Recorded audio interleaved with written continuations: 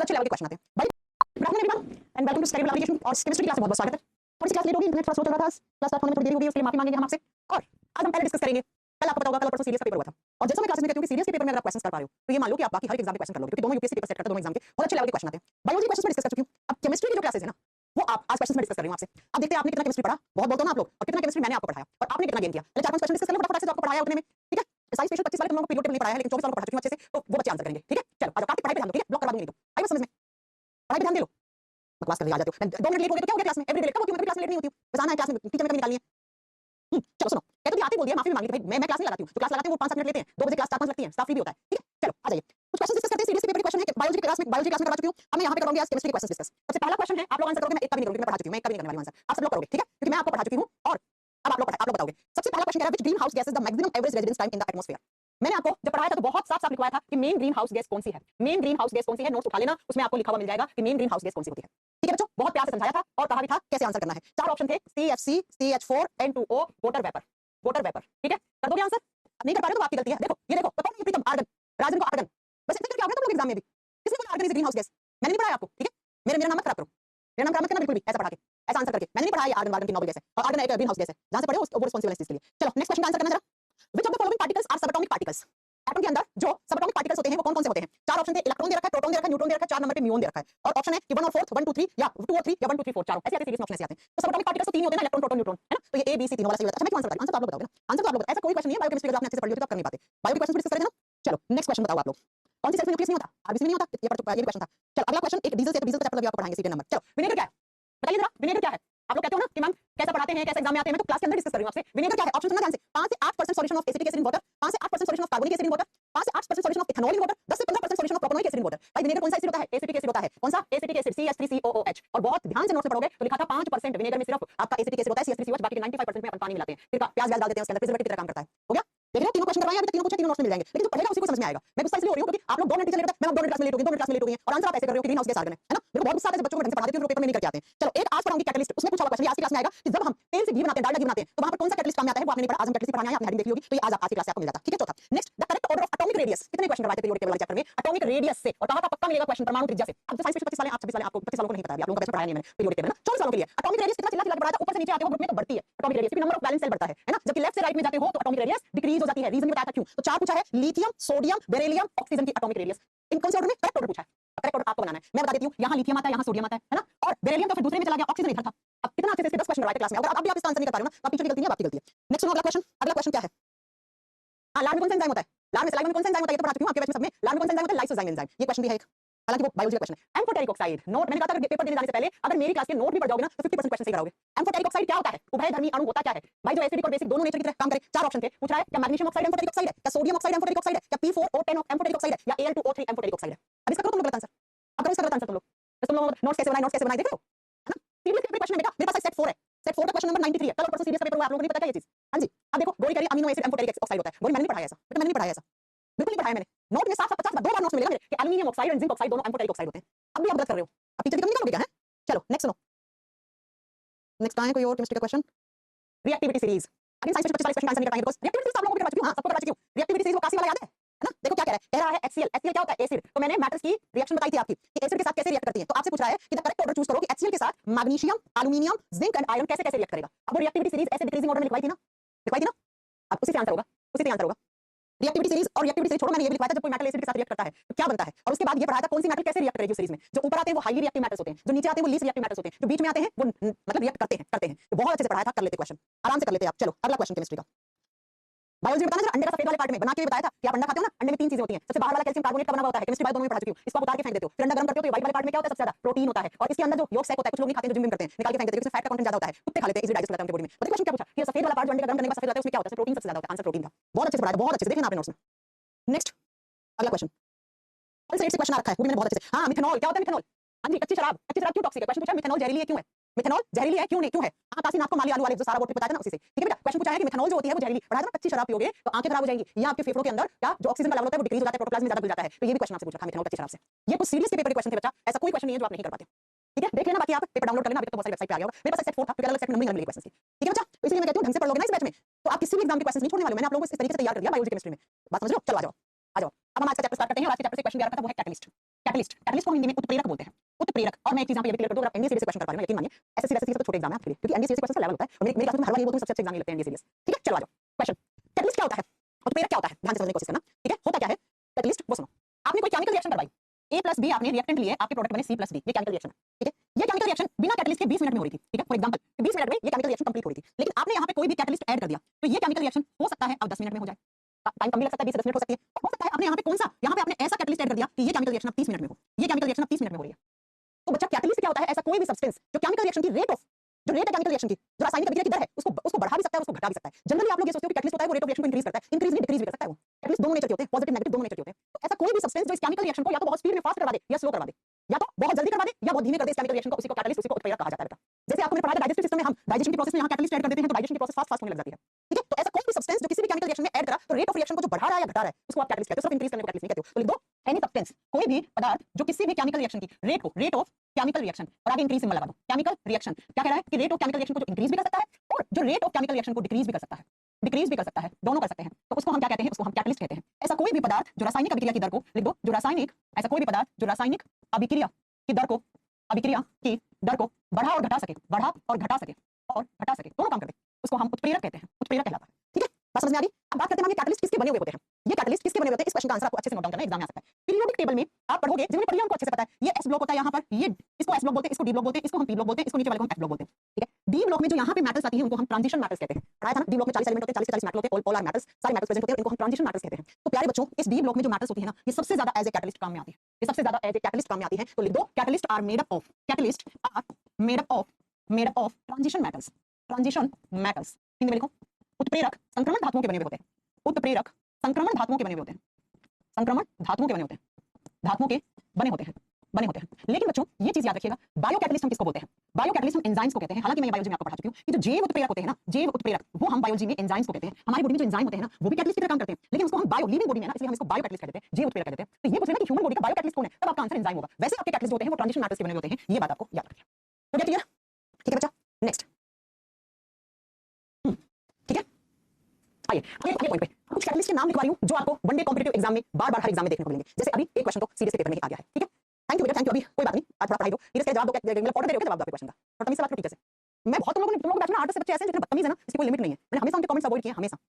मुझे ऐसे बच्चों की जरूरत नहीं होती क्लास में। चल कुछ लिखेंगे हम कैटलिस्ट के नाम लिखेंगे, अगले पेज पे लिखते हैं, इस पे थोड़ा छोटा पड़ जाएगा नहीं तो। सुनो, सबसे पहला सबसे ज्यादा जो कल सीरीज के पेपर में पूछा गया कैटलिस्ट वो कौन सा, हाइड्रोजनेशन। हाइड्रोजनेशन जो प्रक्रिया होती है, हाइड्रोजनेशन जो प्रक्रिया होती है जिसको हम हिंदी में बोलते हैं हाइड्रोजनीकरण प्रक्रिया, इसमें कौन कौन से कैटलिस्ट काम में आते हैं, हिंदी में बोलते हैं हाइड्रोजनीकरण। हाइड्रोजनीकरण ये एक प्रक्रिया है, इससे हम क्या बनाते हैं, इसको इसमें हम जो वेजिटेबल ऑयल होते हैं ना, वेजिटेबल ऑयल का मतलब होता है बच्चा सब्जियों का तेल, सब्जियों से तेल मिलता है ना जो, ठीक है, सब्जियों के जो तेल होते हैं, वेजिटेबल तेल या वनस्पति तेल जिसको बोलते हैं, जो प्लांट से मिलता है तेल, ठीक है, जो वनस्पति तेल होता है उस तेल से हम घी बनाते हैं बच्चा, डालडा घी। डालडा घी को साइंस में वनस्पति घी बोलते हैं। क्या बनाते हैं, वनस्पति घी बनाते हैं। तो ये जो तेल से घी बन रहा है ना, इसी केमिकल रिएक्शन को हाइड्रोजनेशन प्रोसेस कहा जाता है, हाइड्रोजनेशन प्रोसेस कहा जाता है। तो एग्जाम में क्वेश्चन आता है कि सब्जियों जो वेजिटेबल्स ऑयल्स होती हैं जहां से हम डालडा घी वनस्पति घी बनाते हैं, उस प्रोसेस का नाम क्या है, तो उसे हाइड्रोजनीकरण कहा जाता है। अब ये जो केमिकल रिएक्शन है इसमें कैटलिस्ट क्या क्या काम में लिया जाता है, ये आपसे एग्जाम में पूछता है। 3 कैटलिस्ट काम आते हैं यहाँ पे, पहला है निकिल, दूसरा है पीडी, पीडी का मतलब होता है पैलेडियम, पैलेडियम, और तीसरा है पीटी, पीटी का मतलब प्लैटिनम। अब अपन देखें सीरीज के पेपर में क्या ऑप्शन था, देखिए सीरीज के पेपर में कौन सा ऑप्शन था, चलो अभी बता देती हूँ कि कौन सा ऑप्शन था सीरीज के पेपर में। सीरीज के पेपर में कॉपर, हाइड्रोजन गैस, और हाइड्रोजन गैस तो लिखना भूल गए, हाइड्रोजन गैस, हाइड्रोजन गैस तो मेन है, हाइड्रोजन गैस, निकिल, या फिर आप साथ में याद रखोगे बच्चा कौन कौन सा, आपका पैलेडियम और प्लैटिनम। अब आपके पास जो पेपर में जो ऑप्शन आया था वो क्या क्या ऑप्शन आया था, वो था कॉपर, और कॉपर तो हो नहीं सकता, आयरन, हाइड्रोजन गैस, आयरन हो नहीं सकता, जिंक था, जिंक हो नहीं सकता, निकिल और हाइड्रोजन, तो निकिल और हाइड्रोजन गैस ये दो काम में ले जाते हैं। ऑप्शन नंबर 4 आपको सही करना था। तो तेल से घी बनाने की, डालडा घी बनाने की प्रोसेस होती है, उसको हाइड्रोजनीकरण कहते हैं, आगे समझाएंगे कैसे होता है इसमें, ठीक है। और वहां पर हाइड्रोजन गैस, निकिल, पैलेडियम या प्लैटिनम, ये 4 कैटलिस्ट यूज में ले आते हैं, लेकिन मोस्ट इंपोर्टेंट ये है हाइड्रोजन गैस, सबसे ज्यादा हाइड्रोजन गैस काम में आती है, ठीक है, सबसे ज्यादा हाइड्रोजन गैस काम में आती है, ये आपको याद रखना है, ठीक है। चलो नेक्स्ट, दूसरा प्रोसेस जो है उसको बोलते हैं कांटेक्ट प्रोसेस। तो नाम याद रखना है आपको, यहाँ पे जितना मैं बताऊंगी उतना याद रखना है। कांटेक्ट प्रोसेस, अब हिंदी मीडियम में सोचेंगे कि नाम कुछ अलग बताएंगे, हिंदी मीडियम में इसको कांटेक्ट अभिक्रिया ही कहा जाता है। हिंदी मीडियम में यहाँ पे क्या कहा जाता है, कांटेक्ट अभिक्रिया। ये केमिस्ट्री में कहाँ काम आती है, ये काम आती है एसिड बनाने में। कौन सा एसिड है, ये तो पढ़ा चुके हो सबको, ये कौन सा एसिड है, सल्फ्यूरिक एसिड। सल्फ्यूरिक एसिड को हम बनाते हैं कांटेक्ट प्रोसेस, कांटेक्ट विधि के द्वारा। और यहाँ पे जो कैटलिस्ट हम काम में लेते हैं वो लेते हैं V2O5। V2O5 का मतलब होता है वेनेडियम ऑक्साइड, V2O5 का मतलब होता है वेनेडियम ऑक्साइड। तो या तो फॉर्मूला या कोई सिंबल देके पूछ सकता है, या फुल फॉर्म देके पूछ सकता है, बच्चा कैसे भी पूछ सकता है। तो दूसरा ये हो गया कैटलिस्ट। तीसरा पूछता है हेबर्स प्रोसेस में, बहुत फेमस है, इसको स्टार्ट करना बच्चा। हेबर्स प्रोसेस में कौन सा कैटलिस्ट काम में लेते हैं, हेबर्स प्रोसेस का मतलब होता है बच्चा हेबर विधि। हेबर विधि से हम क्या बनाते हैं, ये भी एक क्वेश्चन है जो ब्रैकेट में लिख रही है, बनाते हैं, देखो यहाँ क्या बनाते हैं तेल से घी, और ये कैटलिस्ट यूज में लिए, ठीक है। यहाँ क्या बनाते हैं, यहाँ हम अमोनिया बनाते हैं। हेबर्स प्रोसेस वो प्रोसेस है जिसमें हम अमोनिया बनाते हैं, कुछ नहीं एंड नाइट्रोजन की हाइड्रोजन से रिएक्शन करवा के हम हेबर्स प्रोसेस से अमोनिया बनाते हैं। अब यहाँ पर जो कैटलिस्ट काम में आता है वो आपसे पूछेगा, दैट इज आयरन। आयरन, अब आयरन का सिंबल भी हो सकता है, आयरन का सिंबल क्या होता है, Fe होता है, Fe होता है, ठीक है। नेक्स्ट आता है बच्चा पॉलीथीन बनाना। पॉलीमर वाला चैप्टर याद है, याद ही होगा। पॉलीमर वाले चैप्टर में हम पॉलीथीन बनाए थे, किससे बनाए थे, इथीन के बहुलीकरण से। बताया था ना, इथीन से हम इथीन के बार-बार रिपीट यूनिट करके पॉलीमराइजेशन करके बहुलकीकरण करके हम पॉलीथीन नाम का बहुलक बना लेते हैं। तो पॉलीथीन कौन सी प्रोसेस से बनता है? पॉलीमराइजेशन प्रोसेस से बनता है। तो एग्जामिनर ऐसे भी पूछ सकता है कि बहुलकीकरण या पॉलीथीन बनाने में कौन सा कैटलिस्ट यूज करते हैं बहुलकीकरण करने में। तो क्या बनाते हैं यहाँ से? तो यहाँ से हम पॉलीथीन बनाते हैं। काम में लेते हैं ज़िगलार नाटा। अब आपको हम कैसा नाम है? अब नाम जैसे भैया आपको याद करना पड़ेगा। पॉलीथीन बनाने में ज़िगलार नाटा नाम करके आप एक बहुलक आप एक कैटलिस्ट ऐड करते हो। हिंदी में सेम नाम है ज़िगलार नाटा। अब पता है ज़िगलार नाटा क्या होता है? ये होता है ट्राइएथाइल एल्युमिनियम एंड टाइटेनियम। लिख लो इसका। अगर लिखना है तो इसका केमिकल नेम क्या है? लिखना चाहते हो केमिकल नेम तो लिख लो, यहीं पे ब्रैकेट लिख दो। ब्रैकेट में लिख दो ट्राइएथाइल, हिंदी में सेम नाम रहेगा बेटा, ट्राइएथाइल एल्युमिनियम फिर कॉमा लगाना, फिर आप लिखना टाइटेनियम। टाइटेनियम टाइटेनियम के बारे में पढ़ाया था ना आपको, मैंने कहा था आपके टाइटेनियम टेट्राक्लोराइड। टेट्राक्लोराइड ये इसका केमिकल नेम है, लेकिन कॉमर्शियली तरीके से पॉलीथीन बहुत बनता है आप जानते हैं कॉमर्शियल तरीके से, तो इसका नाम ज़िगलार नाटा पड़ गया। तो आपसे पूछेगा पॉलीथीन बनाने में या पॉलीमराइजेशन केमिकल रिएक्शन में कौन सा कैटलिस्ट यूज करते हैं? तो वहां पे ऑप्शन में ज़िगलार नाटा हो सकता है और वहां पे ऑप्शन में ट्राइएथाइल एल्युमिनियम टाइटेनियम या टेट्राक्लोराइड। ये कॉमन लगा के लिखना। इसको हम कॉमर्शियल तरीके से क्या बोलते हैं? आप बताओगे ज़िगलार नाटा कहते हैं। ठीक है, अब लास्ट एक 5 नंबर का कैटलिस्ट याद करो। पेट्रोकेमिकल इंडस्ट्रीज में जैसे पेट्रोल डीजल बनता है, पेट्रोकेमिकल इंडस्ट्रीज में सबसे ज्यादा कौन से कैटलिस्ट काम में आते हैं? दो। एक तो जियोलाइट याद है आपको? हाँ जी, जियोलाइट याद है आपको? कहां पढ़ा था मैं जियोलाइट? पढ़ा चुकी हूं, लास्ट क्लास में पढ़ा के गई हूं। यहाँ पर दो कैटलिस्ट यूज करते हैं। एक जियोलाइट का सेम नाम जियोलाइट है हिंदी में, ठीक है, पहला जियोलाइट और दूसरा यहाँ पे सल्फ्यूरिक एसिड। दूसरा यहाँ पर हम H2SO4 सल्फ्यूरिक एसिड काम में लेते हैं। ये वही कैटलिस्ट है 5 जो आपको मैंने पढ़ाए जो हर एक एग्जाम में आते हैं। ये 5 आपको याद रखना है बस। कैटलिस्ट क्या करेगा? जहां पर भी कोई केमिकल रिएक्शन होगी उसकी रेट को इंक्रीज भी कर सकता है, डिक्रीज भी कर सकता है। तो ये केमिकल रिएक्शन या कैटलिस्ट ऐड कर दोगे तो बहुत स्पीड में होने लग जाएगी। कैटलिस्ट पॉजिटिव और नेगेटिव दोनों नेचर के होते हैं। अब मैंने कहा था कैटलिस्ट किससे बने होते हैं? ट्रांजिशन मेटल के। देखो nickel, palladium, platinum, iron, vanadium ये सब कहां थे? ट्रांजिशन एलिमेंट्स में ही तो थे, डी ब्लॉक में ही तो थे, राइट? तो याद रखिएगा बच्चा कि जब हम तेल से घी बनाते हैं वहां पे हाइड्रोजन गैस को as a catalyst, hydrogen gas नहीं है तो निकेल, पैलेडियम, प्लैटिनम ये चारों रट्टे लगा लो एग्जाम में आते हैं, ये काम में लेते हैं। दूसरा कॉन्टैक्ट प्रोसेस से हम सल्फ्यूरिक एसिड बनाते हैं और सल्फ्यूरिक एसिड बनाने के लिए उस केमिकल रिएक्शन में हम वेनेडियम ऑक्साइड नाम का एक कैटलिस्ट ऐड करते हैं। हेबर्स प्रोसेस से हम अमोनिया बनाते हैं और अमोनिया बनाने के लिए वहां पे कैटलिस्ट हम आयरन ऐड करते हैं। पॉलीथीन बनाने के लिए हम पॉलीमराइजेशन केमिकल रिएक्शन करवाते हैं, वहां पे ज़िगलार नाटा करके एक कमर्शियल नेम है जिसका केमिकल नेम ये है ट्राइएथाइल एल्युमिनियम टाइटेनियम टेट्राक्लोराइड। ठीक है, ये हम काम लेते हैं एज ए कैटलिस्ट। पेट्रोल बनाने के लिए पेट्रोकेमिकल इंडस्ट्रीज होती है, वहां पे जियोलाइट या H2SO4 दोनों काम लेते हैं। ये 5 आपको कैटलिस्ट याद करने थे बेटा। ये 5 आपको कैटलिस्ट एग्जाम में और सबसे ऊपर वाले देख लो, आज बता दिया सीरीज के पेपर में पूछा हुआ क्वेश्चन है।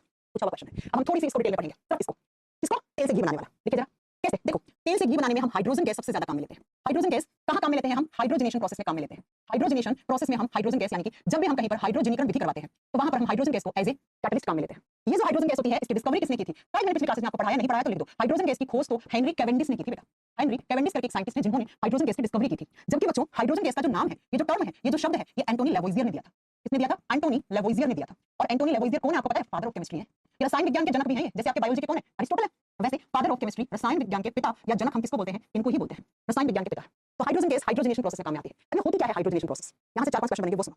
मैंने आपको पढ़ाया था saturated hydrocarbons and unsaturated hydrocarbons. पढ़ाया था ना बच्चा? संतृप्त फैट और असंतृप्त फैट क्या होती है? बहुत अच्छे से पढ़ाया था, है ना? जब मैंने फैट पढ़ाया था तो वहां पर पढ़ाया था 2 टाइप की फैट होती है। तो हम हाइड्रोजनेशन प्रोसेस में करते क्या है? ऐसी वेजिटेबल्स लेते हैं जिनमें तेल निकलता है, वेजिटेबल ऑयल वाली सब्जियां लेते हैं हम जिनके अंदर तेल का मतलब उनमें फैट होता है तो तेल निकलेगा। और हम ये कह सकते हैं हम ऐसी फैट लेते हैं जो अनसैचुरेटेड फैट है। तो हाइड्रोजनेशन प्रोसेस में करते क्या है? हम अनसैचुरेटेड फैट्स की हिंदी में लिखोगे असंतृप्त वसा को लेते हैं। और ये असंतृप्त वसा किसमें मिलती है? तो न्यूट्रिशन वाले चैप्टर में पढ़ाया था, वेजिटेबल ऑयल से मिलती है हमें। इसको लेते हैं हम यानी कि वेजिटेबल ऑयल्स जिनमें क्या होती है? अनसैचुरेटेड फैट्स होती हैं।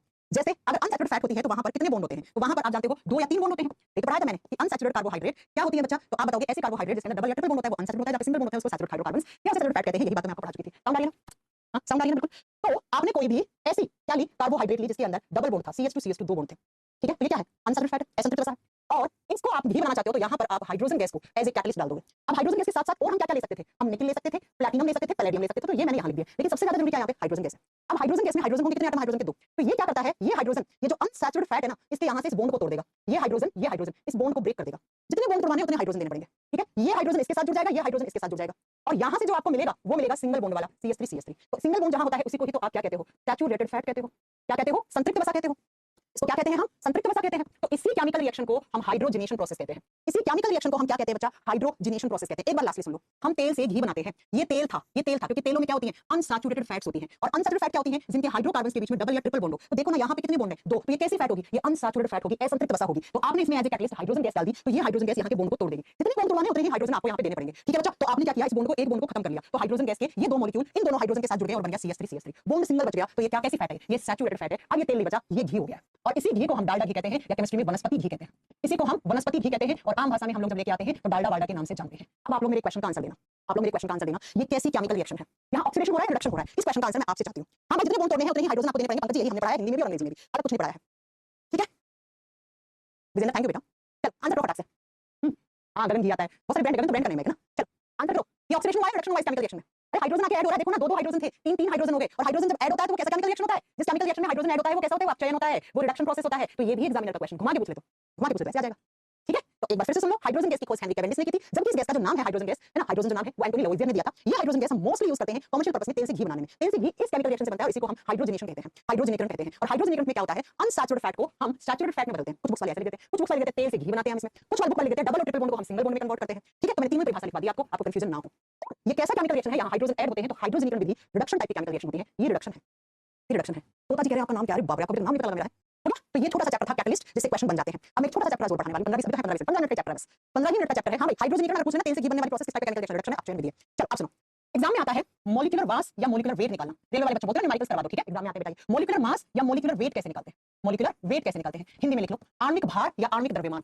आणविक द्रव्यमान कैसे निकालते हैं, या उसी को केमिस्ट्री में मास और द्रव्यमान, एक मास और वेट एक ही चीज होती है, फिजिक्स में आपको अलग बताओ, मुझे नहीं पता। आणविक द्रव्यमान या आणविक भार कैसे निकालते हैं। बच्चा अगर आप रेलवे ग्रुप डी के एग्जाम की या एनटीपीसी के पिछले क्वेश्चन देखोगे तो उसमें क्वेश्चन आता है H2SO4 का मॉलिक्यूलर वेट कितना होता है। ठीक है, आता है H2O का मॉलिक्यूलर वेट बताओ, कार्बन डाइऑक्साइड का मॉलिक्यूलर वेट बताओ, कुछ भी दे सकता है, कुछ भी दे सकता है। ठीक है, अब जरा सुनो कैसे आता है, कैसे निकालना है मॉलिक्यूलर मास या मॉलिक्यूलर वेट।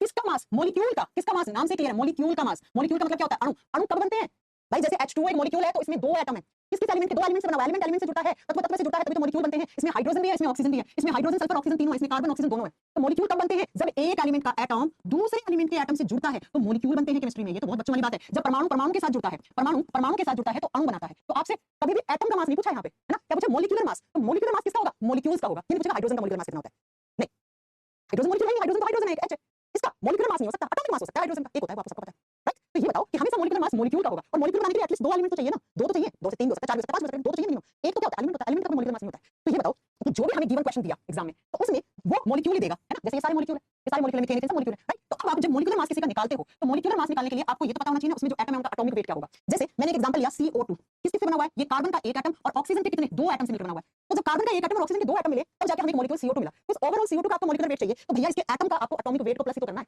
तो कुछ नहीं करना, कार्बन का एटॉमिक वेट जितना भी है, अब एटॉमिक वेट आपको याद करने पड़ेंगे 20 तक। ये बात हम पहली क्लास में केमिस्ट्री क्लियर कर चुके हैं। 20 तक एलिमेंट्स, उनके नाम, उनके एटॉमिक मास, मैंने ट्रिक बता रखी होगी एटॉमिक स्ट्रक्चर वाले चैप्टर में, उससे याद कर लो। ट्रिक बता चुकी हूं मैं आपको कैसे याद करोगे, ठीक है, तो वो वहां से आप याद कर लेना। कार्बन का एटॉमिक मास 12 होता है, ठीक है, ऑक्सीजन का 16 होता है, लेकिन ऑक्सीजन के कितने एटम है, दो, तो 16 × 2 हो जाएगा ना। अब 16 × 2 कितने, 32, और 32 में आप कितने जोड़ोगे, 12, तो 12 में 32 जोड़ोगे तो इस पूरे मॉलिक्यूल का आपको मॉलिक्यूलर वेट निकालना आ गया। और कितना है, 30 और 10 40 और 44, अब 44 के आगे ऐसे U लिखा हुआ आएगा, ऐसे U लिखा हुआ आएगा, ठीक है। तो ये U यहां पे बताता है मॉलिक्यूलर मास या मॉलिक्यूलर वेट को, ठीक है। तो कार्बन डाइऑक्साइड का मॉलिक्यूलर वेट कितना है, 44U है, कितना, 44U है बच्चा। एक इसकी ऐसा यूनिट और भी होती है, ग्राम पर मोल भी होता है, तो हो सकता है आपको कभी ग्राम पर मोल भी लिखा हो दे, ठीक है, यहां पे वैसे नहीं आता, एग्जाम में आता है तो U लिखा होता है, फिर में आते हैं बच्चा, LP वाले एग्जाम में आते हैं, ठीक है।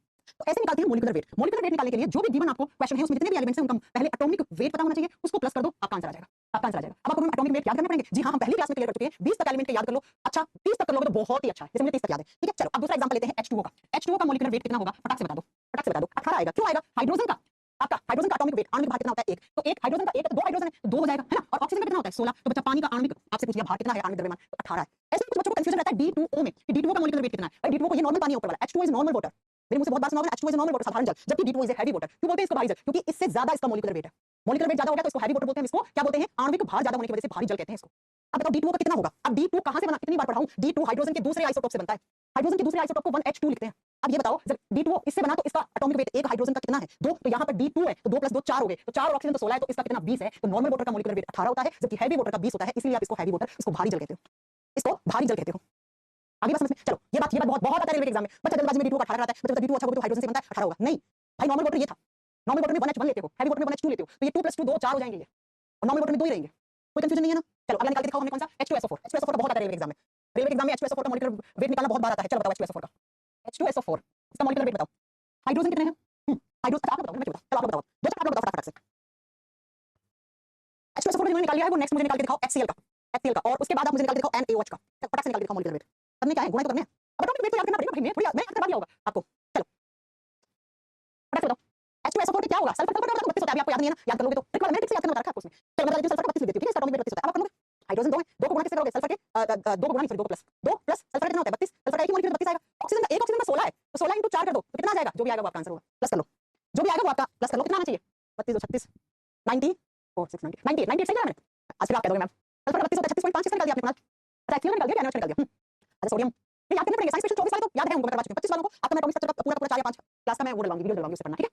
आइए HCl निकालो, HCl निकालोगे तो हाइड्रोजन एक है, क्लोरीन का मैंने कहा था पॉइंट में लेते हैं अपन, लेकिन कुछ एग्जामिनर होते हैं जो पॉइंट में कंसीडर कर लेते हैं क्लोरीन का होता है 35.5, ठीक है, लेकिन कुछ नहीं करते, कुछ इसको 35 वैल्यू रखते हैं और कुछ इसको 35.5 में रखते हैं, तो आपको तो ऑप्शन एग्जाम आपको टेंशन नहीं है, तो 1 + 35 लिया तो 36 हो जाएगा यहाँ पे, है ना, और अगर आपका लिया 35.5 तो बच्चा यहाँ पे आंसर आ जाएगा 36.5 ऐसे, ठीक है। तो इसका पॉइंट में होता है, जो पॉइंट में आता है वो मैंने वहां पे आपको याद करवा रखे हैं। NaOH का, सोडियम का 23 होता है, तो 23 प्लस एक ऑक्सीजन का 16 प्लस एक हाइड्रोजन, ये लो आपका आंसर आ जाएगा, ये लो आपका आंसर आ जाएगा, कितना आना चाहिए 23 16 5 कितना 16 और 17 17 18 19 20 40 45 40 है ना, या फिर 23.5 लिए तो 40 हो जाएगा यहाँ पे, ये इसका 40 39 आता है क्या यार, प्लस कर लेना, नहीं 23 24 40 होगा, तुम्हारी मैथ्स कमजोर है, कौन है 39 वाला, प्रीतम आपकी मैथ्स कमजोर है, मैम की मैथ्स आपसे अच्छी है, देखो ओके। तो मॉलिक्यूलर वेट कैसे निकालते हैं, मॉलिक्यूलर मास कैसे निकालते हैं, मैंने आपको सिखा दिया, बैलेंस कैसे निकालते हैं वो मैंने आपको सिखा दिया, और क्या सिखा दिया, ऐसे क्वेश्चंस रिलेवेंट में आ जाते हैं तो आपको पता होना चाहिए, राइट। हाँ 23.5 से तो 40.5 आ जाता है, सोडियम का कुछ एग्जाम में 23 कंसीडर करते हैं, कुछ 23.5 करते हैं, दोनों ऑप्शन थोड़ी ना देगा एग्जाम में, पागल थोड़ी है, तो दोनों ऑप्शन देगा, दोनों ऑप्शन कभी लेंगे, ठीक है बच्चों, निकाल लोगे, बाकी आपको नहीं दे दे, आपको अमोनिया दे दे, अमोनिया का आप निकाल सकते हो, मैंने आपको दे दिया KNO3 इसका निकाल सकते हो, लेकिन प्रैक्टिस कर लेना, एंड ANO3 दे दे, तो क्या दिक्कत है, इसी का भी दे दे, कॉन्सेप्ट तो वही है ना, नाइट्रोजन का याद होना चाहिए, हाइड्रोजन के 3 प्लस कर देना, पोटेशियम का याद होना चाहिए, नाइट्रोजन 1 और ये बस काम ये है आपका, 20 तक एटॉमिक वेट आपको याद होनी चाहिए, एटॉमिक वेट को प्लस करते हो तो मॉलिक्यूलर वेट निकल के आ जाता है, बिकॉज़ एटम से ही तो मॉलिक्यूल बनते हैं, एटम से ही तो मॉलिक्यूल बनते हैं, ये लो ओके। तो आज हमने कैटलिस्ट और मॉलिक्यूलर वेट आपको पढ़ा दिया, अब नेक्स्ट क्लास में केमिस्ट्री यानी कल की क्लास में आपको पढ़ाऊंगी फ्यूल, फ्यूल एक क्वेश्चन था उसमें डीजल के C10 नंबर से, मैंने छोड़ दिया था क्योंकि आपको पढ़ाया नहीं ना, इसलिए कल मैं फ्यूल पढ़ाऊंगी आपको, ईंधन पढ़ाऊंगी, कोयले के types, octane number, C10 number, थोड़ी सी ये बातें आपको जाननी जरूरी है, ठीक है, तो कल हम आपको फ्यूल पढ़ाएंगे, चलो हाँ भाई गोली बिल्कुल आएगा, ठीक है, कोई प्रॉब्लम नहीं है, चलो फिर आज ठीक है, दो से तीन नंबर केमिस्ट्री कल मैं फ्यूल पढ़ा दूंगी आपको, ऑक्टेन नंबर, C10 नंबर ये सब आपको पढ़ा दूंगी, नहीं तो बेटा आपके बैच में मैंने पढ़ाया नहीं ना एटॉमिक नंबर, डोंट वरी बेटा, जब आप एटॉमिक स्ट्रक्चर पढ़ोगे ना वहां पे हमने ट्रिक से पढ़ा रखा है, वहां हमने ट्रिक से पढ़ा रखा है, आपके बैच में डलवाऊंगी मैं भी, रुक जाओ, एक एटॉमिक स्ट्रक्चर चैप्टर की 4 या 5 वीडियो